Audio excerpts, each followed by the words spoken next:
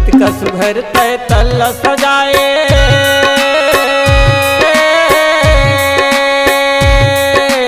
कत कस घर तय तल सजाए, कहूँ राम नाम नहीं गाए रे आखिर माटी के समान, आखिर माटी के समान, आखिर माटी के समान। कत कस घर तय तल सजाए,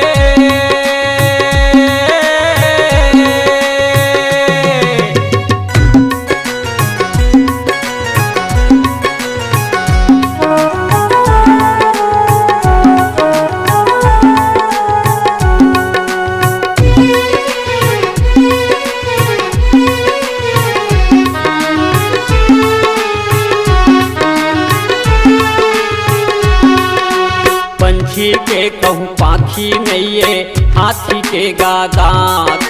पंछी के कहूँ पाखी नैये हाथी के गादात, नारी के कहूँ पुरुष नैये पुत्र के गा बाप, नारी के कहूँ पुरुष नैये पुत्र के गा बाप, मानुष में हरि नाम नैये,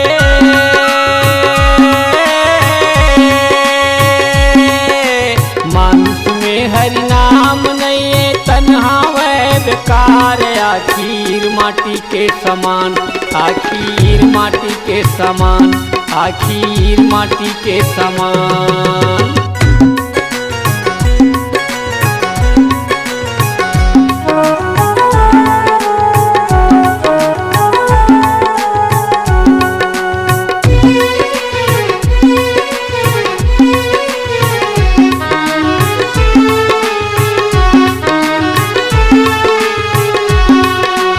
मंदिर माँ कहूँ दीप नैये रात के नैये चंदा, मंदिर माँ कहूँ दीप नैये रात के नैये चंदा, नदिया माँ कहूँ पानी नैये दरिया माँ कहूँ खम्हा,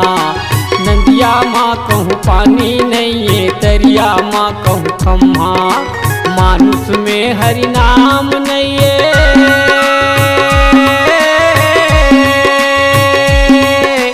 मानुष में हरि नाम नहीं तन्हा वह बेकार, आखिर माटी के समान, आखिर माटी के समान, आखिर माटी के समान।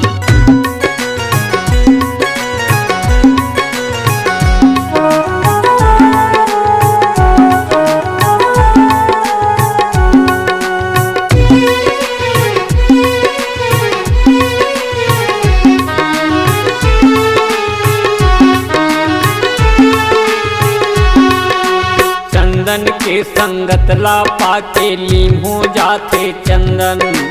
चंदन के संगत ला पाके लीन हो जाते चंदन, बड़े भाग से मिलते भैया संत गुरु के दर्शन,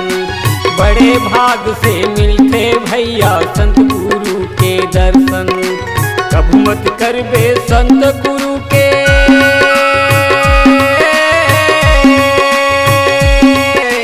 कब मत करबे संत गुरु के तैहा गाय अपमान, आखिर माटी के समान, आखिर माटी के समान, आखिर माटी के समान। कत कस घर तय तल सजाए,